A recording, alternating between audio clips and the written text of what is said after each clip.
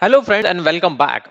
Guys, when a city reaches the point where federal agents are being told to leave, not by the protesters but by the elected officials, something deeper than the politics has already broken then. Today's story out of Minneapolis isn't just about a fatal shooting, it's about a system that no longer knows where authority ends, where accountability begins, and who is supposed to feel safe anymore. The death of Alex Pretty, an ICU nurse, shot during a confrontation involving immigration enforcement, has become a symbol of something far bigger than one tragic moment on a cold street. So, guys, here is the part that troubles me the most. We are being asked to accept official explanations before the evidence has even been fully examined.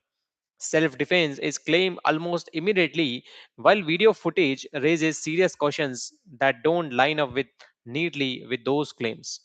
When explanations move faster than investigations, trust collapses.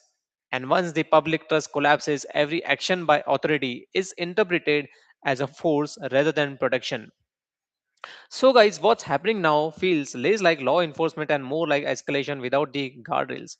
Masked agents, aggressive tactics, overlapping jurisdictions, and conflicting commands create a situation where confusion becomes deadly.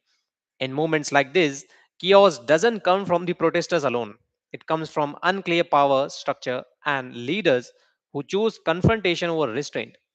And when federal officers operate in a city that no longer consent to their presence, the result is not order, it's friction, fear, and eventually bloodshed. There is also a dangerous contradiction at play. People are told to respect the law while watching authorities appear exempt from the same level of scrutiny. Peaceful observers are treated as threats. Legal rights seem conditional depending on who is standing in the front of an officer at that moment. That double standard is a gasoline on an already burning fire. You cannot demand calm from the public while projecting intimidation as policy. And so, guys, let's be honest about something else. This is no longer just a debate about immigration, it's a debate about power. Who controls investigations? Who controls narratives? And who gets to decide what happened before all the facts are known? When courts have to step in just to preserve the evidence, that alone should tell you the system is under strain.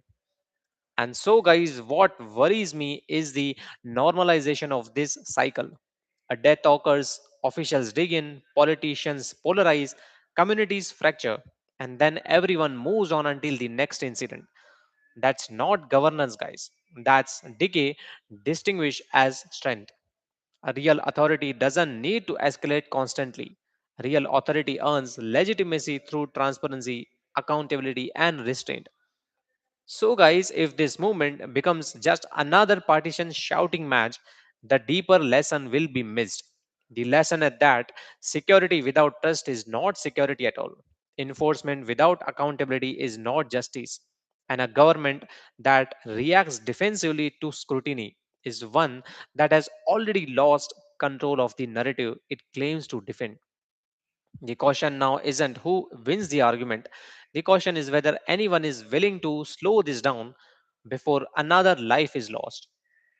Because once a society accepts that confusion, fear, and lethal force are just the cost of doing business, it's already crossed a line that very hard to come back from.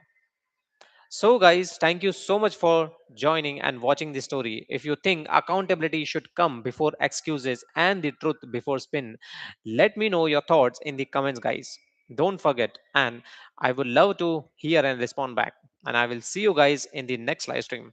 And if you like this breakdown, kindly give it a thumbs up and also subscribe to our channel for such amazing daily updates. Thank you.